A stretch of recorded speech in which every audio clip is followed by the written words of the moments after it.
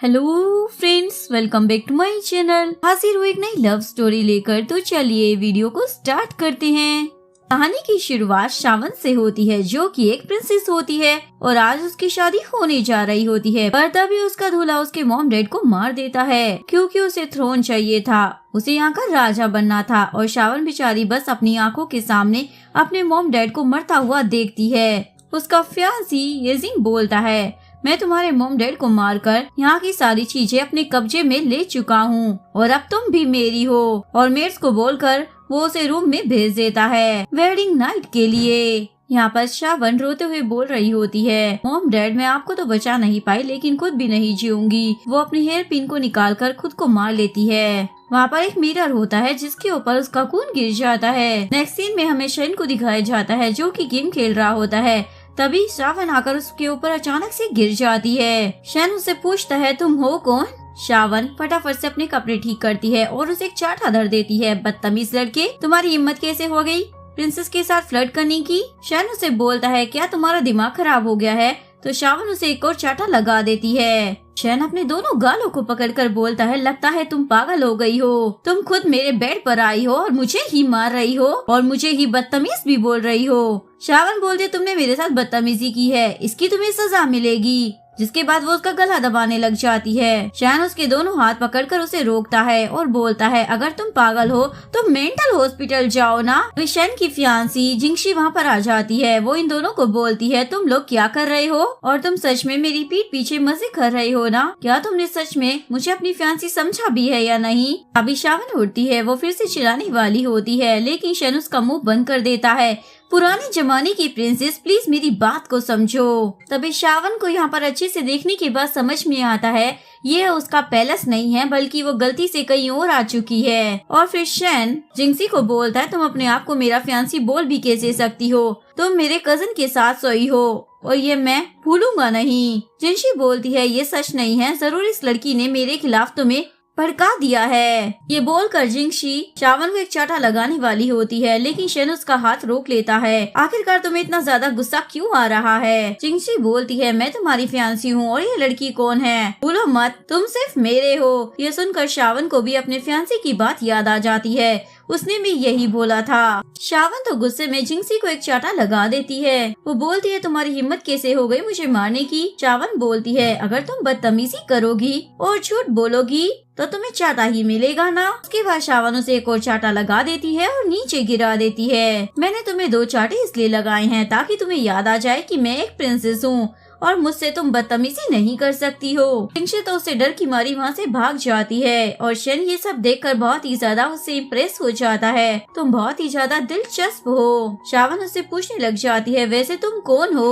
और ये कौन सी जगह है? लेकिन शेन उसे कुछ भी नहीं बताता, तो श्रावण फिर से उसका गला पकड़ लेती है। अगर तुम मुझे कुछ नहीं बोलोगे तो मैं तुम्हें मार दूंगी। शेन बोलता है, आखिरकार तुम ये क्या कर रही हो? क्या तुम्हें पता भी है 21वीं सेंचुरी में किसी को भी मारना गलत है? और वैसे भी तुम मुझसे क्या पूछ रही हो? तुम मुझे बताओ कि आखिरकार तुम हो कौन? श्रावण बताती है, मैं 3 लैंड की प्रिंसेस हूँ। ये सुनकर ही श्रावण को फिर से अपने मॉम डैड के बारे में याद आने लग जाता है और फिर वो शेन को बताती है, जिसे मैंने शादी करने के लिए चूज किया था, उसने ही मेरे मॉम डैड को मेरे सामने मार दिया, वरना तो मुझे चाहिए था। और फिर वो बिल्डिंग से कूदने लग जाती है। तभी शेन उसे रोकते हुए बोलता है, प्रिंसेस यहाँ से कूदोगी तो तुम मरोगी नहीं, बल्कि सिर्फ पैरालाइज हो जाओगी। लेकिन अगर फिर भी तुम कूदना चाहती हो तो मुझे कोई प्रॉब्लम नहीं है। ये सुनकर वो रुक जाती है। शेन उसे बोलता है, वैसे तुम एक प्रिंसेस हो, पर पहले खुद तुम अचानक से मेरे रूम में आ गई और एकदम बिंदास लड़की की तरह मेरी फियांसी को भी मारा और अब डरपोक जैसे खुद ही मरने जा रही हो। आखिरकार ये चल क्या रहा है? श्रावण गुस्से में उसके पास आती है और बोलती है, तुम फिर से प्रिंसेस के साथ बदतमीजी कर रहे हो। शेन बोलता है, चलो ठीक है, मैं मानता हूँ मैंने बदतमीजी की, लेकिन अगर मैं तुम्हारी जगह होता ना तो मैं अच्छे से जीता, ना कि ऐसे मरने की कोशिश करता और मैं अपने मॉम डैड का बदला लेने के लिए कोई ना कोई रास्ता जरूर ढूंढता।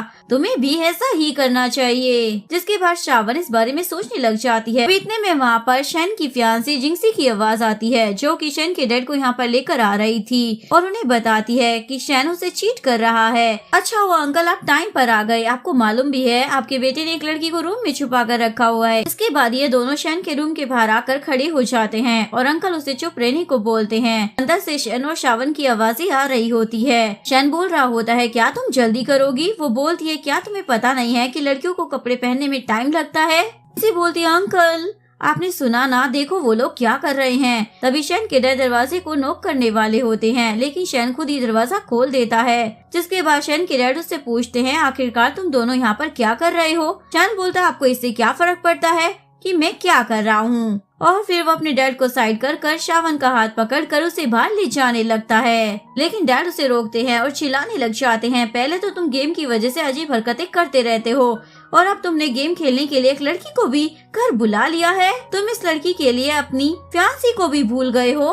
शन बोलता है, डैड मैंने ये सब आपसे ही तो सीखा है। कि भाषण के डैड उस पर गुस्सा करने लग जाते हैं। जिंक्सी उन्हें रोकती है, इसमें शन की कोई गलती नहीं है, सब इस लड़की की वजह से ही हो रहा है। जरूर इसने ही शन को मेरे खिलाफ प्रोवोक किया होगा। ये सुनकर शावन को गुस्सा आ जाता है और वो जिंक्सी के बाल नोच लेती है। क्या तुम फिर से मेरे बारे में ऐसे वर्ड्स बोलोगी और मेरे साथ बदतमीजी करोगी? जिंक्सी तुरंत ही माफी मांगने लग जाती है, सॉरी मुझसे गलती हो गई। तभी शन के डैड उस पर चिल्लाते हैं और बोलते हैं, अपनी इस लड़की को बोलो कि तुम्हारी फियांसी के बाल छोड़े, ये कितनी ज्यादा बदतमीज लड़की है। शावन भी शन के डैड पर चिल्लाने लग जाती है, आप एक आउटसाइडर का साइड ले रहे हो, आप तो डैड बनने के लायक ही नहीं हो। डैड बोलते, तुम होती कौन हो मुझे सिखाने वाली कि डैड मैं कैसे बनूं? पंचाक को दिखाते हुए उन्हें डराती है, क्या आपको सच में मेरी हेल्प की जरूरत नहीं है? तभी जिंक्सी भी चिल्लाने लग जाती है और बोलती है, अंकल आपको इस लड़की को तुरंत पुलिस के हवाले करवा देना चाहिए। शावन उसके ऊपर चाकू मारती है जो जाकर दीवार पर लग जाता है। देखकर जिंक्सी तो डर की मारी वहाँ से बाहर ही भाग जाती है और शन के डैड उससे पूछने लग जाते हैं, ये लड़की कौन है? शन उसे पकड़कर बताता है, ये लड़की मेरी गर्लफ्रेंड है और अगर अभी आप ठीक हो तो आप यहाँ से बाहर जा सकते हो, क्योंकि मुझे अपनी गर्लफ्रेंड के साथ कुछ पर्सनल बातें करनी है। शन के डैड वहाँ से चले जाते हैं और शावन शन को दूर करते हुए बोलती है, तुम्हारी हिम्मत कैसे हो गई प्रिंसेस के साथ फ्लर्ट करने की?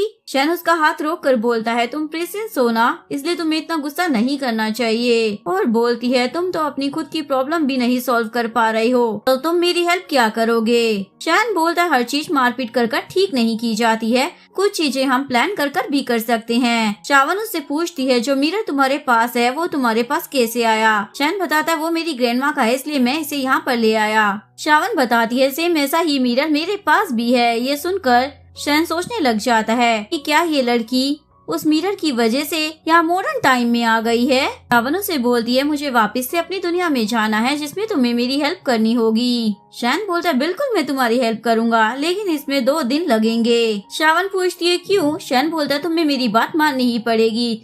इसके बाद शन शावन को एक पार्टी में ले जाने के लिए उसे ड्रेस दिला रहा होता है। शावन उस ड्रेस को देखकर बोलती है, तुम्हारी हिम्मत भी कैसे हो गई एक प्रिंसेस को ऐसा घटिया ड्रेस देने की?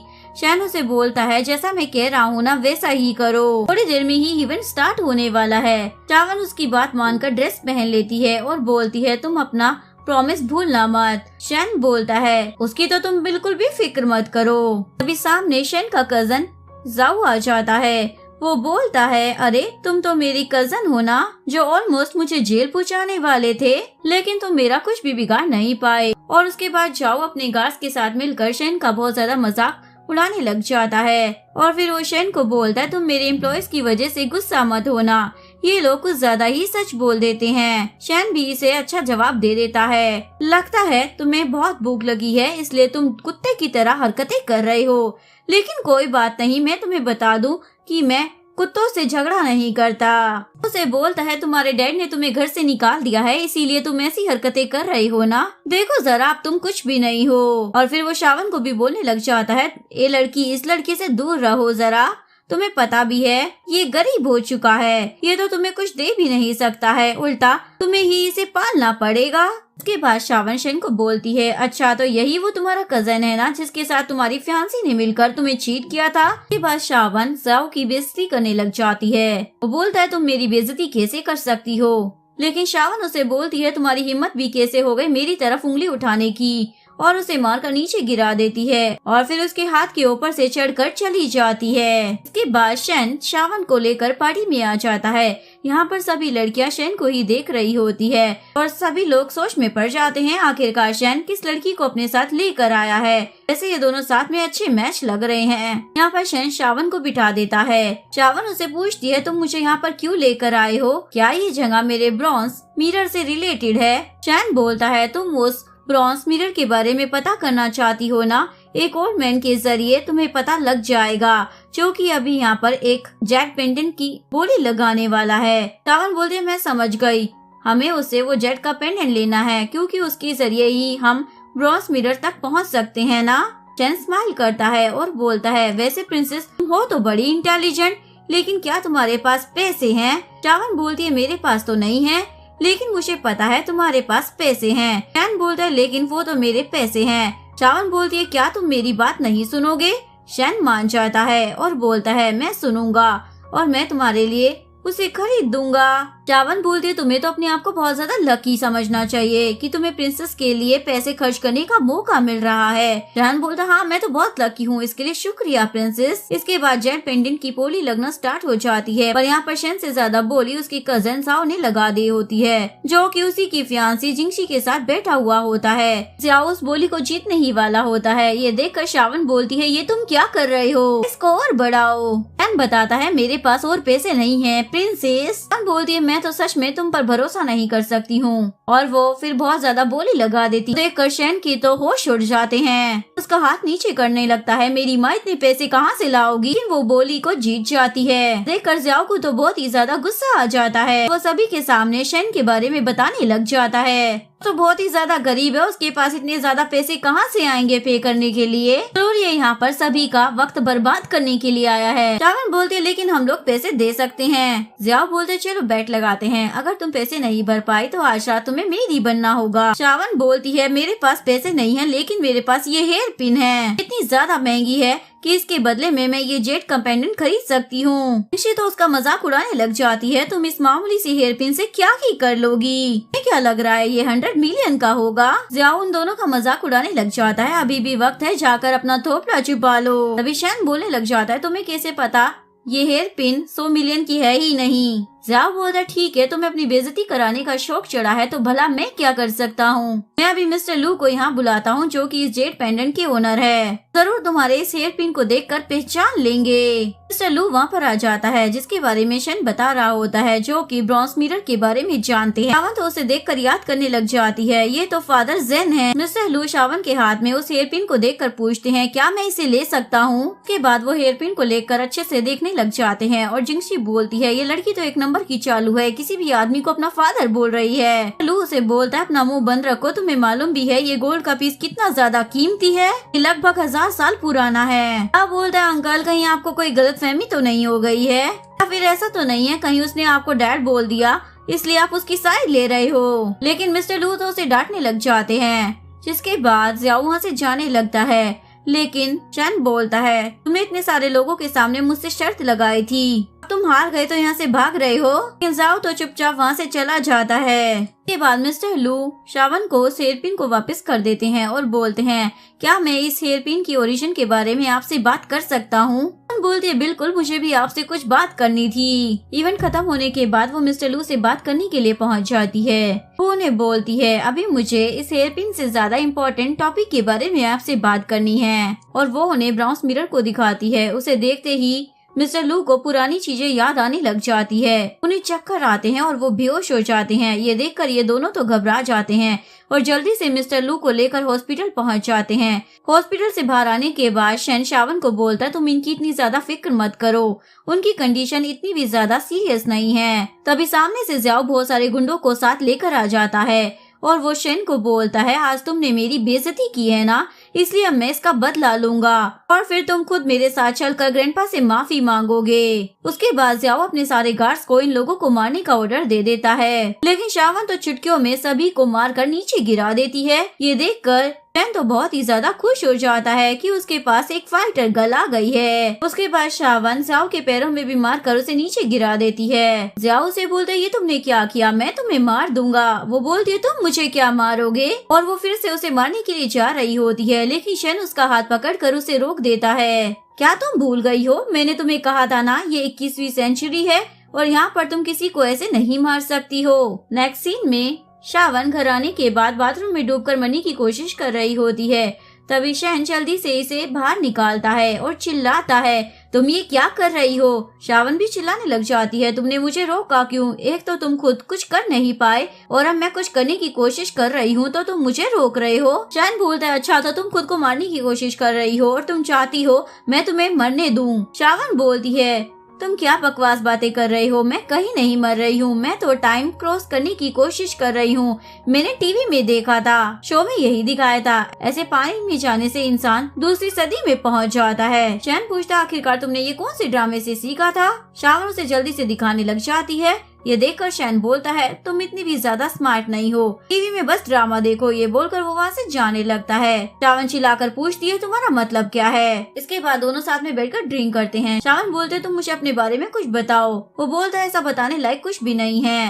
एक्चुअली में मेरे डैड ने मेरी मोम को चीट किया था, इसलिए मेरी मोम ने खुद को मार लिया। इसलिए बचपन से लेकर आज तक मैं अपने डैड से लड़ता रहता हूँ और मेरे डैड मुझसे ज्यादा मेरे कजन ज़ियाओ से प्यार करते हैं और मेरे डैड के लाड प्यार नहीं उसे इतना ज्यादा बिगाड़ कर रखा हुआ है जो वो मेरे साथ ही ऐसा कर रहा है। शावन उससे उसकी फियांसी जिंगसी के बारे में पूछने लग जाती है। वो बताता है वो और ज़ियाओ दोनों लवर्स हैं और वो दोनों प्लानिंग कर मेरे पास आए हैं। शावन ये सब जानने के बाद उसे बोलती है अच्छा तो तुम इसीलिए उससे एंगेज्ड हो। शैन उसके सर पर मारकर बोलता है क्या अभी भी तुम्हें उन लोगों का समझ में नहीं आ रहा है। शावन चिल्लाने लग जाती है तुम्हारी हिम्मत कैसे हो गई प्रिंसेस के सर पर मारने की। शैन भी इसका कान पकड़ लेता है और बोलता है ये मेरा घर है और यहाँ पर प्रिंसेस नाम की कोई चीज नहीं चलती। इसके बाद ये दोनों ऐसे ही एक दूसरे को मारकर मस्ती करने लग जाते हैं और तभी गलती से शैन का हाथ शावन के हेयर पिन पर लग जाता है और चोट लगने की वजह से खून निकलकर ब्रॉन्ज मिरर के ऊपर गिर जाता है। जिसके बाद ये दोनों ही पुराने टाइम में पहुँच जाते हैं। इवन इन दोनों के बीच में किस भी हो जाती है। शावन तो जल्दी से उसके ऊपर से उठकर अपने लिप्स को पकड़ रखा होता है। ये मैंने क्या कर दिया।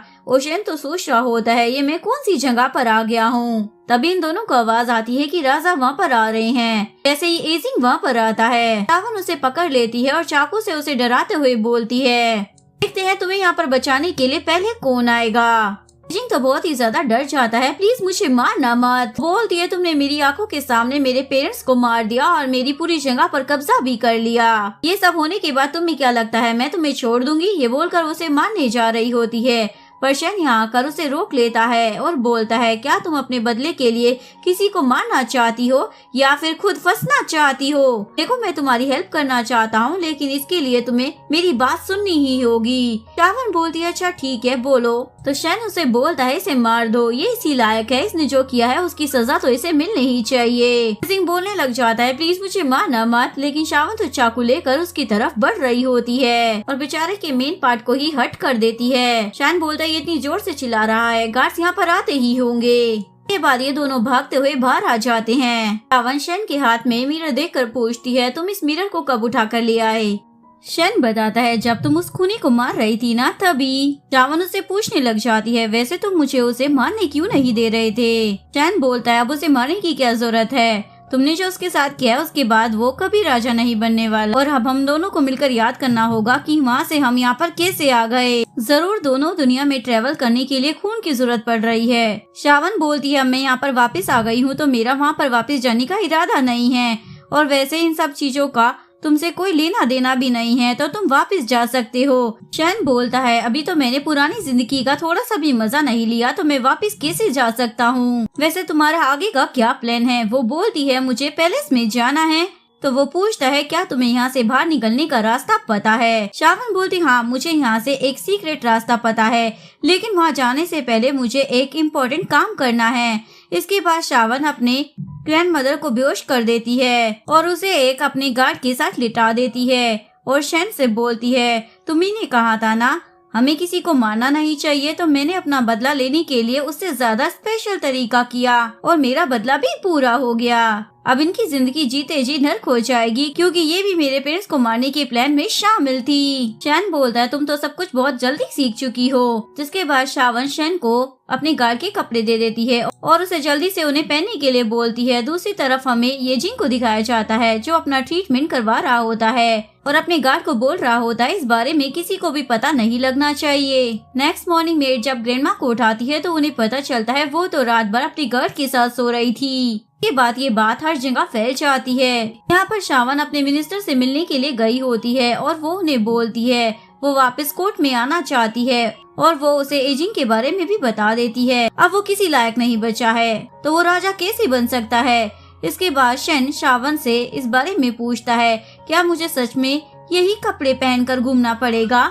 शावन बोलती है अगर तुम मेरे साथ रहना चाहते हो तो तुम्हें मेरा ही बनना होगा। नेक्स्ट सीन में ये जिंग अपने राजा बनने की सेरेमनी कर रहा होता है। तभी यहाँ पर शावन आ जाती है। ये जिंग उसे पूछने लग जाता है तुम यहाँ पर कौन से राइट से आई हो। वो बोलती है क्योंकि मैं यहाँ की अभी भी प्रिंसेस हूँ, पर तुम्हारे पास कौन सा राइट है राजा बनने का, क्योंकि अब तुम एक यूनुक बन चुके हो। इवन वो उसका मजाक उड़ाती है। बोलता है तुम मुझ पर इल्जाम मत लगाओ, ऐसा कुछ भी नहीं है जैसा तुम बोल रही हो। शावन बोलती है अगर मैं झूठ बोल रही हूँ तो तुम अपने आप को प्रूफ कर दिखा सकते हो। तभी शैन जिंग की पैंटी निकाल देता है और सभी लोग सारा नजारा देख लेते हैं। जिंग अपने गार्ड्स को ऑर्डर देकर शैन और शावन को वहाँ से भगाने के लिए बोल रहा होता है। तभी यहाँ पर मिनिस्टर सभी को लेकर आ जाता है और वो शावन का वापस से कोर्ट में वेलकम कर रहा होता है। अभी इतने में एक गार्ड मिनिस्टर को कहने लग जाता है शावन एक लड़की है, आखिरकार वो कोर्ट में कैसे आ सकती है। मिनिस्टर उसे बोलता अगर प्रिंसेस यहाँ का सब कुछ नहीं संभालेगी तो क्या एक आउटसाइडर संभालेगा, और वैसे भी अब ये जिंग आदमी नहीं रहा है और ना ही औरत,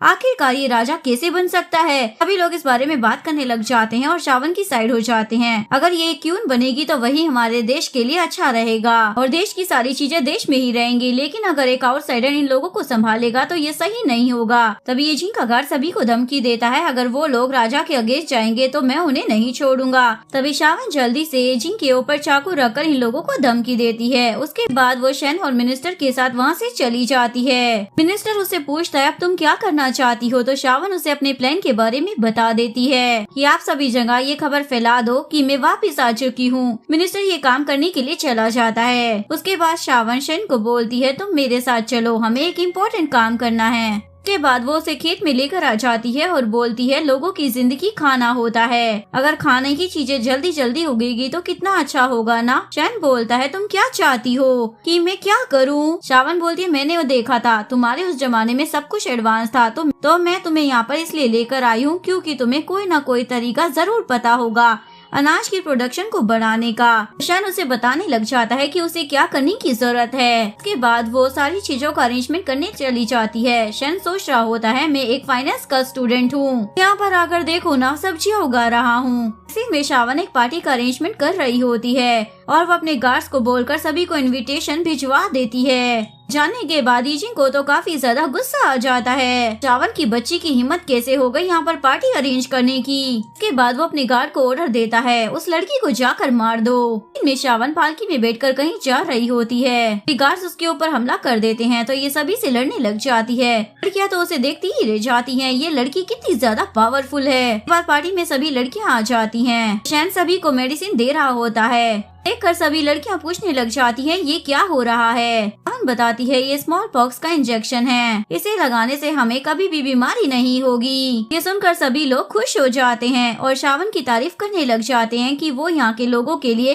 कितना कुछ सोच रही है। शावन सभी को यकीन दिलाती है मैं आगे भी ऐसे ही अच्छा काम करूंगी। तभी सभी उसे उसके ओल्ड टीचर के बारे में बताने लग जाते हैं जो कि अब काफी ज्यादा बीमार है, बुखार से बस बेड पर पड़ी हुई है। शैन बोलता है मेरे पास एक आइडिया है, इस बीमारी को ठीक कर सकता हूँ ना, हम वापस से मेरी दुनिया में चलें, वहाँ से इसकी मेडिसिन लेकर आएंगे। के बाद ये दोनों घर आ जाते हैं और उस ब्रॉन्ज मिरर को देखते हुए बात करते हैं जरूर वहाँ से वापस आने के लिए इन लोगों को शैन के खून की जरूरत रहेगी। शावन बोलती है इसका मतलब यहाँ से वापस जाने के लिए मेरे खून की जरूरत होगी। इसके बाद शावन अपना खून उस ब्रॉन्ज मिरर पर गिरा देती है। इसके बाद ये दोनों फिर से मॉडर्न टाइम में वापस आ जाते हैं, वापस से उसी पोजीशन में आते हैं। शावन बोलती है आखिरकार इस ब्रॉन्ज मिरर का क्या चक्कर है, ये हमेशा इसी पोजीशन में हमें गिराता है। के बाद ये दोनों जल्दी से टाइम देखते हैं। बोलता है अभी भी वही टाइम हो रहा है जिस वक्त हम यहाँ से टाइम ट्रेवल कर पुराने जमाने में गए थे। शावन तो बहुत ज्यादा खुश हो जाती है, ये तो बहुत ही अच्छी बात है।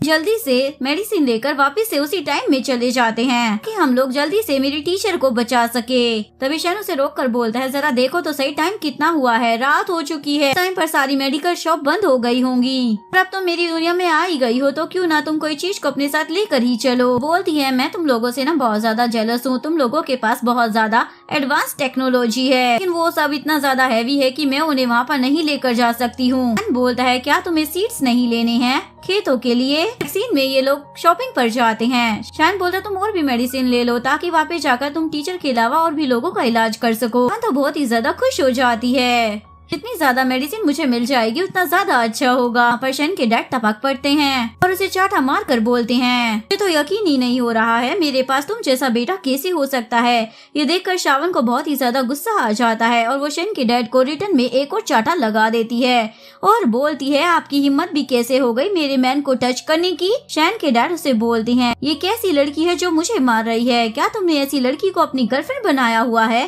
शैन बोलता है आपको मेरी परवाह क्यों हो रही है, आपको तो सिर्फ जाओ की पड़ी होती है ना, तो आपको उसी के पास जाना चाहिए। शैन के डैड तो चिल्लाने लग जाते हैं तुम तो जाओ का नाम ही मत लो, तुमने जाओ की जो हालत करी है ना अब उसकी वजह से मैं उसके बच्चों को भी देख नहीं पाऊंगा। शैन याद करता है शाओ ने उसे पैर पर मार दिया था जिसकी वजह से वो यूजलेस हो चुका है। ये याद कर शैन को तो बहुत ही ज्यादा मजा आता है पर शैन के डैड उसे बोलते हैं बेचारा जाओ वो हॉस्पिटल में है और तुम यहाँ पर उस पर हंस रहे हो, तुम्हारी हिम्मत भी कैसे हो गई। ये बोलकर वो उसे फिर से मारने जा रहे होते हैं पर तभी शैन अपने डैड का हाथ पकड़ कर रोक लेता है और बोलता है जाकर जाओ को बोलता अगर दोबारा ऐसे हरकत की ना तो उसकी हड्डियों का कुचंबर बन जाएगा। शावन भी बोलने लग जाती है शैन कितना ज्यादा अनलकी है ना क्योंकि वो आपका बेटा है, इसलिए अच्छा ही होगा कि आप शैन से दूर चले जाओ। जिसके बाद शैन शावन को लेकर वहाँ से चला जाता है और उसे सारी मेडिसिन ला कर देता है। शावन बोलती है मुझे तो समझ नहीं आ रहा है तुम इतने ज्यादा अच्छे हो फिर भी तुम्हारे डैड उस जाओ को इतना प्रिविलेज क्यों दे रहे हैं। शैन बोलता है मैंने बचपन से लेकर आज तक अपने डैड से इस बारे में बात नहीं की। शावन बोलती है अगर तुम इस बारे में बात नहीं करना चाहते हो तो मैं इस बारे में बात नहीं करूंगी। शैन बताता है मेरे डैड ने मेरी मॉम के साथ चीट किया है, इस वजह से मेरी मॉम ने खुद को मार लिया और इसी वजह से मेरी और मेरे डैड की आपस में नहीं बनती है। मेरी फैमिली इतनी ज्यादा रईस है कि वो लोग मुझे और मेरे डैड को अलग कर सब कुछ खुद लेना चाहते हैं, इसी वजह से मैं अपने डैड से अलग हो चुका हूँ और अब अकेला पड़ चुका हूँ। शावन बोलती फिक्र मत करो मैं हूँ ना, अगर वो लोग तुम्हें परेशान करेंगे तो तुम्हारा बदला मैं उनसे लूंगी। इसके बाद शावन शैन का बदला लेने के लिए उसके डैड की कंपनी के बाहर एक पोस्टर लगवा देती है, वो एक चीटर है। शैन के डैड उस पोस्टर को देखते हैं वो उसे तुरंत निकालने के लिए बोल देते हैं। देखकर शावन और शैन को तो काफी ज्यादा मजा आ रहा होता है। शावन बोलती है मैं इसके अलावा तुम्हारे लिए और कुछ भी कर सकती हूँ, बताओ तुम खुश तो हुए ना। शैन सोचता है तुमसे मिलना ही मेरी लाइफ की सबसे बड़ी खुशी थी। शावन बोलती है चलो अब इससे भी ज्यादा इंटरेस्टिंग कुछ करते हैं। शैन उसे रोक कर बोलता है तुम इन सब चीजों में अपना टाइम वेस्ट मत करो, तुम्हारा टाइम बहुत ही ज्यादा कीमती है, चलो मैं तुम्हें सीट्स खरीदने के लिए लेकर चलता हूँ। के बाद जाओ को दिखाया जाता है जो हॉस्पिटल में अपना ट्रीटमेंट करवा रहा होता है और बेचारा बहुत ज्यादा अपसेट होता है क्योंकि अब वो यूजलेस हो चुका था। वो अपने गार्ड्स को ऑर्डर देता है जाओ उन दोनों को जाकर सबक सिखाओ। इसके बाद शैन और शावन सीड्स लेकर जा रहे होते हैं। शावन तो बहुत ज्यादा खुश हो रही थी क्योंकि इन सीड्स की हेल्प से वो बहुत ही ज्यादा प्रोडक्शन कर सकती थी, इवन अलग अलग टाइप का अनाज भी उगा सकती थी। तभी ज़ियाओ व्हीलचेयर पर बैठा हुआ इन लोगों के सामने आ जाता है। शैन तो हंसने लग जाता है हम तुम्हारे पास नहीं आए लेकिन तुम खुद उठकर हमारे पास जरूर आ गए हो, कहना पड़ेगा तुम्हारी बॉडी वीक है लेकिन तुम्हारी सोल अभी भी स्ट्रॉन्ग है। जाओ अपने गार्ड को ऑर्डर्स देता है दोनों को मारने का, पर शावन तो चुटकियों में फाइट कर सभी को गिरा देती है। जाओ दूसरे गार्ड को बोलता है जाओ उस लड़की से जाकर उस बैग को छीनो।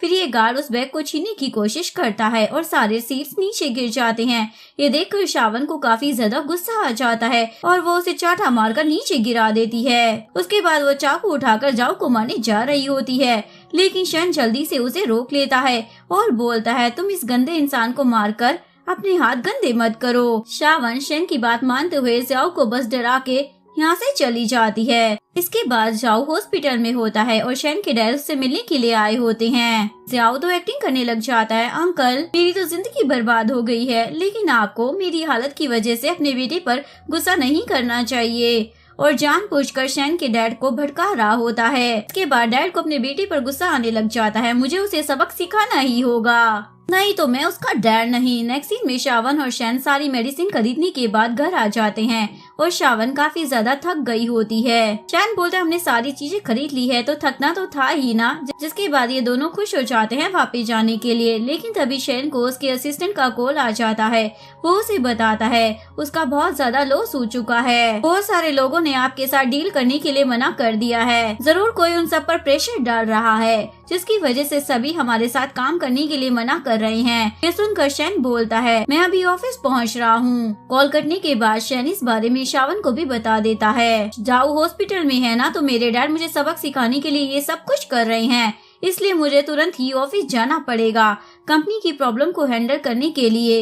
ये सुनकर शावन को बहुत ही ज्यादा गुस्सा आ जाता है और वो शैन को बोलती है चलो मैं भी तुम्हारे साथ चलूंगी। कंपनी में आने के बाद शैन मीटिंग में होता है और सभी एम्प्लॉयज को शुक्रिया अदा कर रहा होता है उसके साथ ओवर टाइम वर्क करने के लिए। और शैन को काम करता हुआ देखकर शावन सोच रही होती है ये काम करते हुए ना और भी ज्यादा हैंडसम लगता है। मीटिंग के बाद शावन गेम खेल रही होती है और सभी एम्प्लॉय से बात कर रहे होते हैं।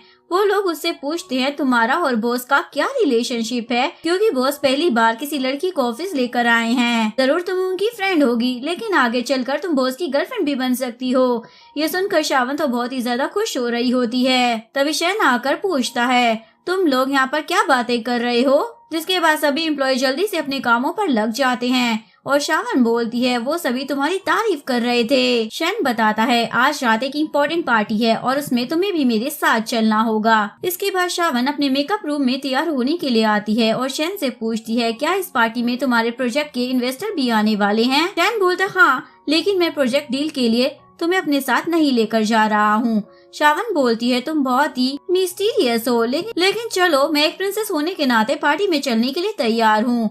शैन बोलता है मैं बहुत ही ज्यादा लकी हूँ जो एक प्रिंसेस को अपने साथ पार्टी में लेकर जा रहा हूँ। इसके बाद शैन और शावन पार्टी में पहुँच जाते हैं और यहाँ पर सभी लोग शैन को देखकर इस बारे में बात कर रहे होते हैं कि उसने ये पार्टी किसी रिच मैन से मिलने के लिए रखी है और वो पता नहीं क्या करना चाहता है, जबकि उसका और उसके डैड का रिश्ता खत्म हो चुका है। अभी शावन वॉशरूम में जाती है। वहाँ पर वो कुछ लड़कियों को अपने बारे में बात करते हुए सुन लेती है। तभी लोग बोल रहे होते हैं कि उसने शैन को कैसे फंसा लिया है। ये सुनकर शावन उस पर चिल्लाने लग जाती है और फिर वो जैसे ही अपना हैंड वॉश करने जाती है तो देखती है कि वो इनविजिबल हो रही है। ये देखकर वो काफी ज्यादा शॉक हो जाती है और फिर वो वापस पार्टी में आ जाती है। उसे अफसर देखकर शैन भी पूछ लेता है तुम्हें क्या हुआ है। शावन उसे कुछ नहीं बताती। तभी यहाँ पर शैन के डैड आ जाते हैं और उसे बोलते हैं अगर अभी भी तुम इस लड़की से ब्रेकअप कर लोगे और जाओ से माफी मांग लोगे तो मैं सब कुछ वापस ठीक कर दूंगा। शैन अपने डैड को बोलता है डैड अगर आपका दिमाग खराब हो गया है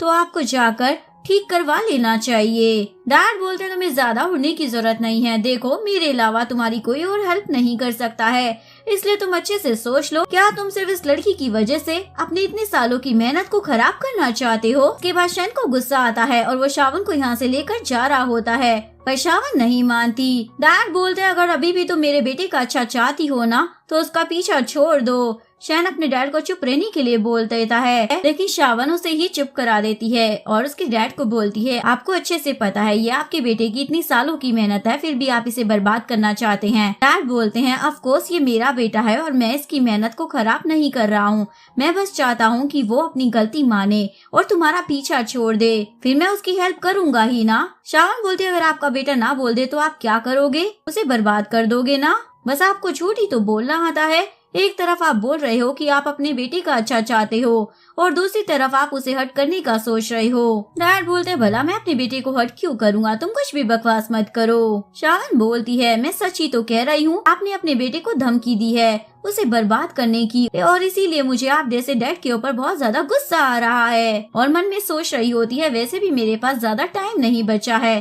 तो क्यों ना मैं शैन का सारा बदला लेकर ही जाऊं। जो भी लोग उसे हर्ट कर रहे हैं मैं उन सबको नहीं छोड़ूंगी। तभी शैन शावन को रोकने लग जाता है, ऐसे लोगों से तुम ज्यादा डील मत करो। डैड बोलते हैं अच्छा तो तुम अब मुझे ऐसे लोग कह रहे हो, अगर मैं नहीं होता ना तो आज तुम यहाँ पर होते ही नहीं। तभी यहाँ पार्टी में उसी रिच मैन की एंट्री हो जाती है जिसका सभी वेट कर रहे होते हैं। शैन के डैड उनसे शैन की बुराई करने लग जाते हैं। मेरे बेटे ने तो मेरा मजाक बना कर रखा हुआ है, ये बस मेरे लिए प्रॉब्लम क्रिएट करता रहता है और कुछ भी नहीं। मेरी वजह से आप लोगों को भी हंसने का मौका मिल गया, लेकिन आप सब लोगों का टाइम वेस्ट हुआ, उसके लिए मैं माफी चाहता हूँ। तभी मिस्टर टैंग शैन के डैड को बताते हैं, जिसकी आप बुराई कर रहे हैं ना, वो मेरा पार्टनर है। ये सुनकर शैन के डैड तो काफी ज्यादा शॉक हो जाते हैं। शैन सभी को बोलता है, मैं आप सभी लोगों को एक गुड न्यूज सुनाना चाहता हूँ। आज से और इसी वक्त से मेरे डैड और मेरा कोई भी रिश्ता नहीं रहा और अब मैं इनकी फैमिली से बिलोंग भी नहीं करता हूँ। ये सुनकर शैन के डैड को तो बुरा लगता है और वो उसे बोलते हैं,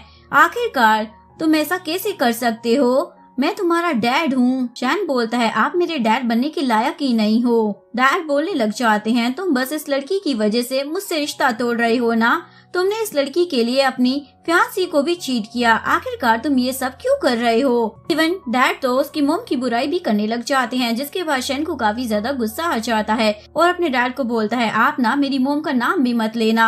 और उसके बाद शैन के डैड उसके बारे में कुछ और भी बोलने जा रहे होते हैं, लेकिन शावन जल्दी से उनके मुँह में ब्रेड भर देती है और बोलती है, अब मैं शैन के खिलाफ और कुछ भी नहीं सुनूंगी। इसके बाद शैन और शावन वहाँ से चले जाते हैं और मिस्टर टैंग भी शैन के डैड के साथ बिजनेस डील करने के लिए मना कर देते हैं और यहाँ से चले जाते हैं। दूसरी तरफ जियाओ को भी इस बारे में पता चल जाता है कि शैन तो इतनी बड़ी कंपनी का शेयर होल्डर है, तो उसे काफी ज्यादा गुस्सा आ जाता है। तभी उसका बंदा बताता है, बॉस आप तो बहुत बड़ी प्रॉब्लम में फंस चुके हो, क्योंकि आपके खिलाफ एविडेंस उन्हें मिल चुके हैं और अब शैन आपको कंपनी से भी निकाल देगा। जिंक्सी भी दरवाजे के बाहर खड़ी थी, उसने भी ये सारी बातें सुन ली होती है और सोचती है, अगर ये फंस गया तो मेरा क्या होगा। जियाओ प्लान करने लग जाता है कि वो सारा इंजाम जिंक्सी के ऊपर ही डाल देगा। ये सुनकर जिंक्सी सोचती है, ये तो मुझे ही फंसाने में लग गया है, लगता है मुझे ही कुछ करना होगा। नेक्स्ट सीन में शैन शावन को लेकर अपने पार्टनर के साथ बाहर आया होता है ड्रिंक करने के लिए। मिस्टर टैंग शैन से पूछते हैं, तुम तो अपने कजन जियाओ के खिलाफ इतनी जल्दी एक्शन नहीं लेने वाले थे ना, और भी सबूत जमा करने वाले थे, लेकिन आखिर ऐसी कौन सी बड़ी बात हो गई थी जो तुमने इतनी जल्दी एक्शन ले लिया। बोलने के बाद मिस्टर टैंग तो वहाँ से चले जाते हैं। शावन उससे पूछती है, क्या ये सब कुछ तुमने मेरे लिए किया है। टैंग बोलता है, हाँ, पर पूरे तरीके से नहीं, क्योंकि मैंने ये सारी चीजें पहले से ही प्लान कर ली थी। मुझे तुम्हारा भी काम करना था, तो मैंने सोचा पहले मैं अपना ही काम कर लूँ। ये सुनकर शावन अपसेट होती है और सोचती है कि हाँ, तुम मेरे लिए ये सब क्यों करोगे, मैं तुम्हारी दुनिया में रह रही हूँ ना कि तुम मेरी दुनिया में रह रहे हो, हम दोनों को तो अलग होना ही है। उसके बाद शावन से चिल्लाकर बोलने लग जाती है, हम दोनों बस बाय चांस मिले हैं और तुम्हें मेरे लिए ये सब करने की कोई जरूरत नहीं है। ये सुनकर शैन को काफी ज्यादा बुरा लगता है और बोलता है, क्या तुम सच में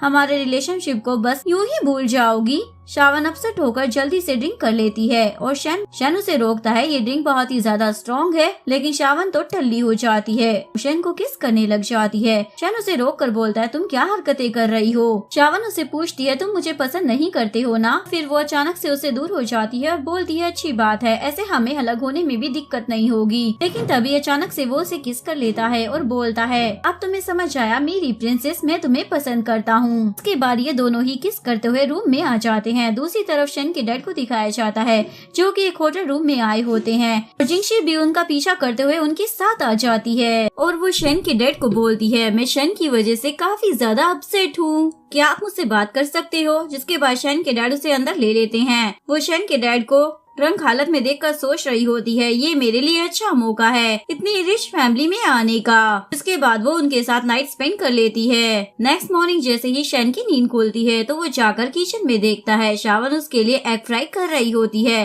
शावन तो उसे देखते ही चिल्लाने लग जाती है, तुम इतनी जल्दी क्यों उठ गए। शैन बोलता है, मैं अपनी प्रिंसेस को रिपोर्ट करने आया था कि मैं अब उठ चुका हूँ। ये दोनों रोमांस कर ही रहे होते हैं कि तभी दोनों की नजर जाती है कि एग तो पूरा जल चुका है। दूसरी तरफ हमें दिखाया जाता है जिंक्सी को, जो कि सुबह उठने के बाद शैन के डैड को बोलने लग जाती है, मुझे आपका ख्याल रखना ही नहीं चाहिए था, मुझे नहीं पता था आप मेरे साथ ऐसा करोगे। तो शैन के डैड बोलते हैं, जो हो गया मैं उसके लिए तुम्हें कंपनसेशन दे दूंगा। ये सुनकर वो बहुत ही ज्यादा खुश हो जाती है। इधर ये दोनों मिलके जला हुआ एग खाने की कोशिश कर रहे होते हैं और उसमें काफी ज्यादा नमक होता है, इसलिए ये दोनों खा नहीं पाते। शैन बोलता है, चलो हम लोग बाहर चलकर खा लेते हैं।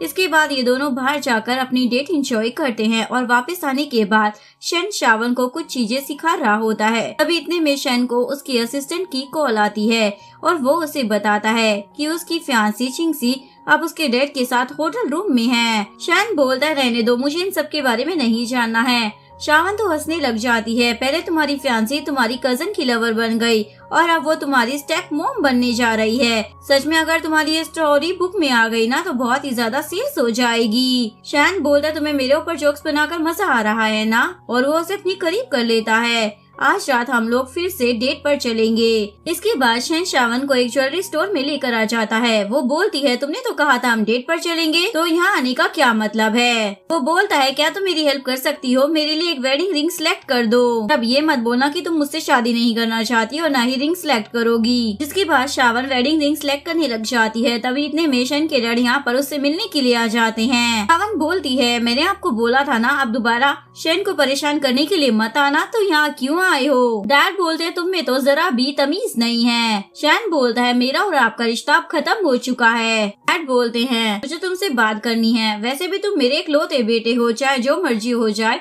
हम दोनों का रिश्ता ऐसे ही खत्म नहीं हो सकता है। तुम बस अपनी गलती मान लो, मैं भी तुम्हें माफ कर दूंगा, और अगर तुम्हें जिंसी से शादी नहीं करनी है तो मैं भी तुम्हें फोर्स नहीं करूंगा। शैन बोलता है, डैड आप यहाँ से जाओ ना, आप मेरी फियांसी को जरा भी पसंद नहीं हो। ये सुनकर डैड तो बहुत ज्यादा शौक हो जाते हैं कि वो शावन से शादी करने वाला है। शैन शावन को लेकर वहाँ से चला जाता है। नेक्स्ट सीन में त्याओ का गार्ड जिंसी के पास आया होता है। वो उसे पैसे देता है, अपने ऊपर सारा इंजाम लेने के लिए कह रहा होता है, पर जिंसी मना कर देती है। अब मुझे तुम लोगों से कोई मतलब नहीं है, मुझे शैन के डैड प्रोटेक्ट कर लेंगे। जियाओ को जब इस बारे में पता चलता है कि जिंसी ने तो उसे धोखा दे दिया है, तो उसे काफी ज्यादा गुस्सा आता है और वो जिंसी से बदला लेने के लिए उसके पास पहुंच जाता है और उसे मारते हुए बोलता है, तुम्हारी हिम्मत भी कैसे हो गई मुझे धोखा देने की? वो बोलती है, अगर तुमने मेरे साथ कुछ भी किया ना तो शैन के डैड तुम्हें छोड़ेंगे नहीं। जियाओ बोलता है, जब उसे पता लगेगा ना कि तुमने मेरे कहने पर उसकी कंपनी की इंफॉर्मेशन चुराई थी ना, तो तुम्हें भी मेरे साथ जेल जाना पड़ेगा। जिंसी उसे आइडिया देने लग जाती है, अगर मैं शैन के डैड की वाइफ बन जाऊंगी तो इससे हम दोनों का ही फायदा होगा। ये आइडिया जियाओ को पसंद आ जाता है। सीन में शैन शावन को डेट पर लेकर गया होता है। शावन उससे पूछती है, आज तुम कुछ ज्यादा ही फ्री लग रही हो, क्या तुम्हें कंपनी में काम नहीं है? और उसे पूछती है, अभी तक जिंसी कोई भी एक्शन क्यों नहीं ले रही है? शैन बोलता है, जियाओ को लग रहा है उसके पास सारी इन्फॉर्मेशन है, लेकिन मुझे तो उससे ज्यादा पता है। हम दोनों मिलकर इन सारी चीजों को ठीक करेंगे, उसके बाद मैं तुम्हारे साथ पुराने टाइम में चलूंगा। तभी शावन याद करने लग जाती है कि वो तो अब धीरे धीरे इनविजिबल हो रही है, यानी कि वो एक दिन गायब हो जाएगी। इसलिए वो सोचती है, शैन मैं तुम्हें अपने साथ नहीं लेकर जा सकती हूँ, नहीं तो तुम मुझे और भी ज्यादा मिस करोगे। इसके बाद शैन शावन को कार में बिठा देता है, फिर वो खुद भी बैठने जा रहा होता है, पर तभी इतने में एक बाइक आकर उसे हिट कर जाती है। बस वो एक बार शैन की जान बचा ले, उसके बाद अगर मैं इनविजिबल हो भी जाऊंगी तो चलेगा। शावन जल्दी से शैन को उठाने की कोशिश करती है, पर तभी वो वापस इनविजिबल होने लग जाती है। वो सोचती है कि नहीं, इस बार नहीं। वो जैसे ही वापस से नॉर्मल होती है तो वो जल्दी से एम्बुलेंस को कॉल कर शैन को हॉस्पिटल लेकर आ जाती है। इसके बाद शैन का ट्रीटमेंट होता है और डॉक्टर उसे बताता है कि अभी वो डेंजर से बाहर है, लेकिन अभी उसे होश नहीं आया है। रात में शावन ने शैन का हाथ पकड़ा हुआ होता है और तभी इतने में शैन को होश आ जाता है और शावन उसे जल्दी से हक कर बोलती है, मैं तुम्हारे लिए कितना ज्यादा परेशान हो गई थी, मुझे तो लगा मैं तुम्हें खो ही दूंगी। शैन बोलता है, सॉरी तुम्हें परेशान करने के लिए। नेक्स्ट मॉर्निंग शैन इस बारे में अपनी गार्ड से बात करता है, आखिरकार उसका एक्सीडेंट किसने करवाया, तो वो बता देता है कि इन सब के पीछे जाऊ का हाथ है। वैसे आप इस केस को कैसे हैंडल करोगे? शैन बोलता है, ऑफ कोर्स पुलिस को जाकर बता दूंगा। और ये सब सुनने के बाद शावन को तो गुस्सा आ जाता है और वो सोचती है कि उस जाओ को तो मैं छोड़ूंगी नहीं। नेक्स्ट सीन में जाओ अपने गार्ड पर चिल्ला रहा होता है, तुमसे इतना भी काम नहीं हुआ, मैंने तुम्हें शैन को मारने के लिए कहा था और तुमने तो उसे जिंदा छोड़ दिया। तभी इतने में वहाँ पर पुलिस आ जाती है और जाओ को अरेस्ट कर ले जाती है। ये देखकर जिंसी तो बहुत ही ज्यादा खुश हो जाती है, अब मुझे मेरा मौका मिल ही गया। इसके बाद जिंसी शैन के डैड से मिलने जाती है और उन्हें सब बता देती है कि आपको शैन को बचाना होगा, उसका एक्सीडेंट हो गया है और अभी वो हॉस्पिटल में है और उसका एक्सीडेंट करवाने वाला और कोई नहीं बल्कि जियाओ है। पर शैन के डैड को बिलीव ही नहीं हो रहा होता। वो बोलती है, मैं सच बोल रही हूँ, आपको पता भी है जाओ ने पहले मुझे हरास भी किया है और फिर मेरी फोटोज मुझे दिखाकर धमकी भी दी। अगर मैं आपकी कंपनी में प्रोजेक्ट की इन्फॉर्मेशन नहीं चुराऊंगी तो वो फोटो लीक कर देगा, इसलिए मुझे उसकी बात माननी पड़ गई। तभी यहाँ पर जाओ का गार्ड भी आकर शेन के डैड को इस बारे में बताता है कि ये सब कुछ सच कह रही है। इसके बाद शेन के डैड उससे मिलने हॉस्पिटल में पहुंच जाते हैं और उससे माफी मांगते हैं। मुझे पता ही नहीं था कि ज़ियाओ ने तुम्हारे साथ कितना कुछ गलत किया है। तो शेन अपने डैड को बोलता है, मैं आपको कभी माफ नहीं करूंगा, आपने मेरी मॉम को चीट किया था, इसलिए आप यहाँ से चले जाओ। नेक्स्ट सीन में शावन कुकिंग कर रही होती है, पर तभी वो अचानक से इनविजिबल होने लग जाती है। वो सोचती है अब ये तीसरी बार है। तभी इतने में शैन उसे पीछे से हक कर लेता है और पूछता है, तीसरी बार क्या है? शावन बोलती है, ये मेरा तीसरी बार है कि मैं कुकिंग कर रही हूँ। शैन बोलता है, सॉरी, मेरी प्रिंसेस को मेरे लिए ब्रेकफास्ट बनाना पड़ रहा है। पर शावन वहाँ से भागने लग जाती है कि तुम यहाँ से जाओ। वो बोलता है, नहीं, मैं यहाँ पर ही रहूंगा, तुम्हारे साथ रहना चाहता हूँ मैं।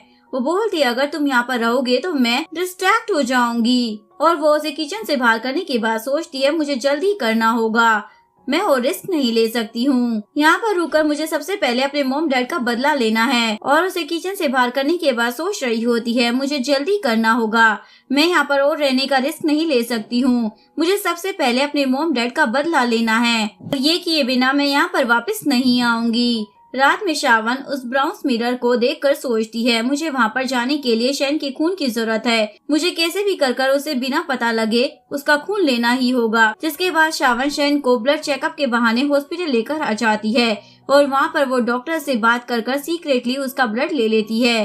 फिर ये दोनों वापस घर पहुँचते हैं तो वहाँ पर शावन शैन को सरप्राइज देती है, जिसके बाद ये दोनों साथ में डिनर करते हैं। तभी बातों बातों में फ्यूचर की बातें सुनकर शावन तो जल्दी से शैन को हक कर लेती है और उसे बताती है, मैं तुम्हें बहुत ज्यादा पसंद करती हूँ। शैन भी उसे अपने प्यार का इजहार कर देता है। शावन याद कर रही होती है कैसे वो इनविजिबल होती जा रही है, यानी कि वो एक दिन गायब हो जाएगी। इसके बाद ये दोनों किस करते हैं। शैन के सोने के बाद शावन उसे देखते हुए सोचती है, वो पहले ही अपने मॉम डैड को खो चुकी है और अगर शैन भी वहाँ पर मेरे साथ गया तो ना जाने उसके साथ भी क्या होगा। शैन को गुड बाय करने के बाद शावन उसका ब्लड यहाँ पर मिरर पर डालने वाली होती है। तभी शैन वहाँ पर आ जाता है और उससे बोलता है, तुम्हें क्या लगा कि बिना मेरी परमिशन के डॉक्टर तुम्हें खून दे देगा? ऐसा नहीं हो सकता। शावन बोलती है, यानी कि तुम्हें सब पहले से ही पता था? शैन बोलता है, मैं तुमसे नहीं पूछूंगा कि तुमने ये बात मुझसे क्यों छुपाई। उसके बाद वो खून मिरर पर डाल देता है। शावन उसे रोकने जाती है पर तब तक ये लोग टाइम ट्रेवल कर वापस से पुराने टाइम में आ जाते हैं और शैन शावन को बोलता है, हम वही जगह पर आए हैं, इसका मतलब कि टाइम सच में उसी जगह पर रुका हुआ था। चलो अब हमें लेट नहीं करना चाहिए, हमें जल्दी से तुम्हारी टीचर को इस मेडिसिन को देना होगा।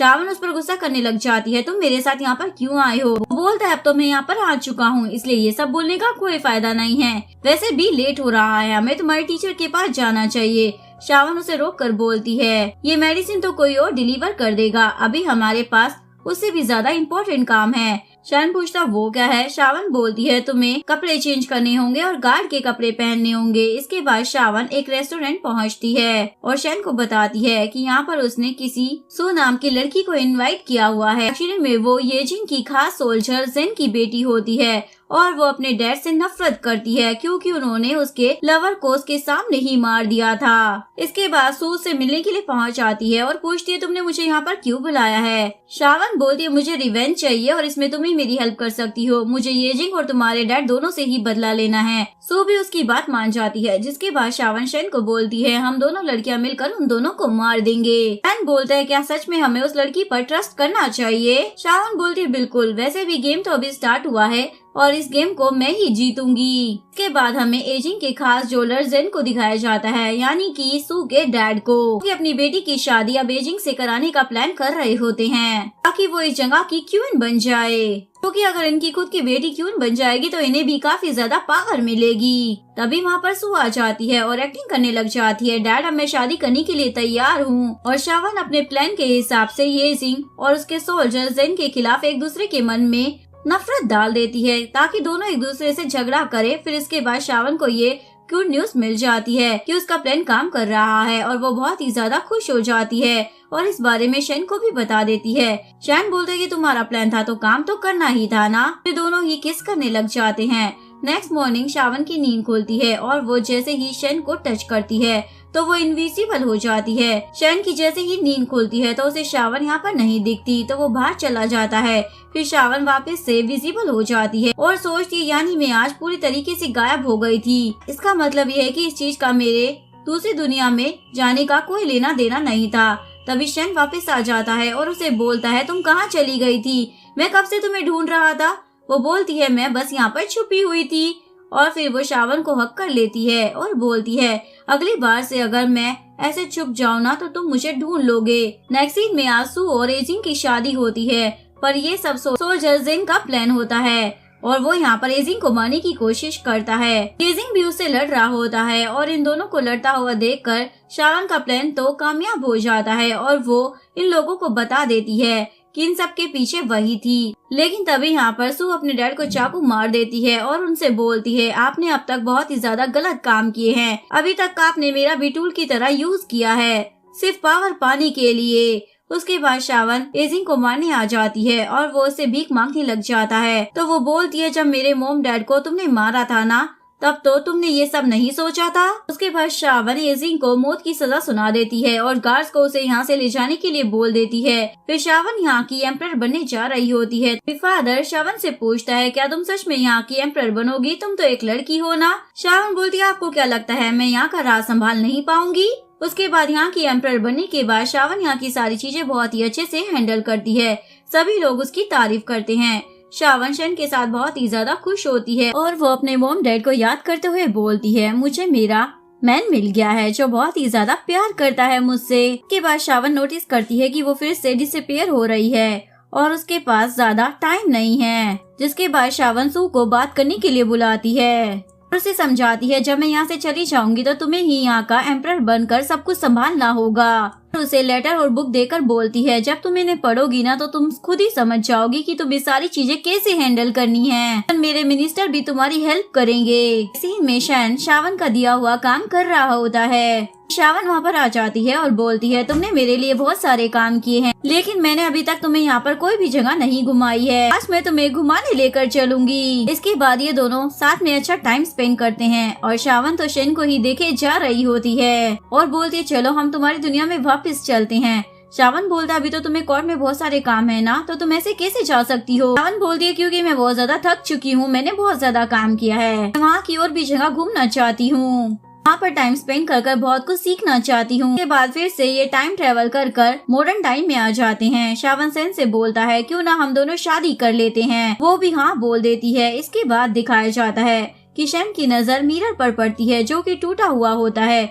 ये देखकर वो शावन को बताता है। ये देखकर वो तो सोच में पड़ जाती है क्या मैं जल्द ही मरने वाली हूँ। शन बोलता है फिक्र मत करो, मैं तुम्हारे वापस जाने का कोई ना कोई रास्ता जरूर ढूंढ लूंगा। शावन बोलती है रहने दो, वैसे भी मैं इस चीज के लिए पहले से ही तैयार थी। मैंने सू को लेटर देकर सबको समझा दिया था, उसे ही अब मेरी एम्परर की पोजीशन को संभालना होगा। शन बोलता है तुम सच में दुखी तो नहीं हो ना। शावन बोलती है बिल्कुल नहीं, वैसे भी तुमने कहा है ना तुम मेरे वापस जाने का कोई ना कोई रास्ता जरूर ढूंढ लोगे। इसके बाद ये दोनों अंकल से बात करते हैं ब्रोंज मिरर को ठीक करने के लिए, लेकिन वो बताता है वो इस मिरर को ठीक नहीं कर पाएंगे। इसके बाद ये दोनों ही पार्क में आ जाते हैं। शन उसे बोलता तुम फिक्र मत करो, मैं किसी प्रोफेशनल को ढूंढ लूंगा इसे ठीक करने के लिए। शावन बोलते अगर मैं वापस नहीं भी जा पाई तो कोई बात नहीं, वैसे भी ये जगह मुझे बहुत ही ज्यादा पसंद है और तुम भी तो मेरे साथ हो ना, तो हम हमेशा के लिए साथ में यहीं पर रह लेंगे। जिसके बाद शन उसे हक करता है और सोच रहा होता है पता नहीं तुम मुझसे क्या छुपा रही हो। और शावन सोच रही होती है मैं अपने आखिरी दिन सिर्फ तुम्हारे साथ बिताकर अच्छी यादें बनाना चाहती हूँ। उसके बाद शन और शावन की शादी हो जाती है। उसके बाद ये कंपनी में आकर ये बात सभी को बता देते हैं और वो सभी को पार्टी भी देता है। इसके बाद जिंक्सी शन के डैड से मिलने के लिए जाती है। उन्हें बताती है मैं प्रेग्नेंट हूँ, आप चाहो तो मैं अबॉर्शन भी करा सकती हूँ, लेकिन शन के डैड बोलते हैं नहीं तुम्हें इसे पैदा करना होगा। ये सुनकर जिंसी तो बहुत ही ज्यादा खुश हो जाती है। लेकिन उसके बाद डैड को पता चलता है जिंसी ने तो उन्हें धोखा दिया है क्योंकि ये बच्चा किसी और का था। अभी उन्हें पता चलता है उनकी कंपनी भी लॉस में जा रही है। ये सुनकर तो उन्हें और भी बड़ा झटका लगता है और सीधा कोमा में चले जाते हैं। इधर शन और शावन अपनी वेडिंग नाइट बना रहे होते हैं। तभी शन उसे हक करती है, फिर वो हमेशा के लिए गायब हो जाती है। देखकर शन तो शौक हो जाता है और वो सोच लेता है कि वो शावन को कैसे भी कर ढूंढ कर ही रहेगा। ऐसे ही कर 1 साल बीत जाता है। शन काफी ज्यादा फेमस हो चुका होता है। वो यहाँ पर शावन को मिस कर रहा होता है। वो यहाँ पर उसे बता रहा होता है कि जिंगशी और जियाओ को जेल हो गई है और मेरे डैड अभी भी कोमा में हैं। कुछ करने लग जाता है, बस एक बार तुम मुझसे मिलने के लिए आ जाओ। जैसे ही शन पीछे मुड़ता है तो शावन वहाँ पर आ चुकी होती है। और शन भी उसे देखकर बहुत ज्यादा खुश हो जाता है और यहीं पर इस कहानी का डी एंड हो जाता है। अगर आपको वीडियो अच्छी लगी हो तो प्लीज वीडियो को लाइक करें, चैनल को सब्सक्राइब करें, न्यू अपडेट्स के लिए बेल आइकन का बटन प्रेस करें। मिलते हैं नेक्स्ट वीडियो के साथ, तब तक के लिए सारांगे, बाय बाय।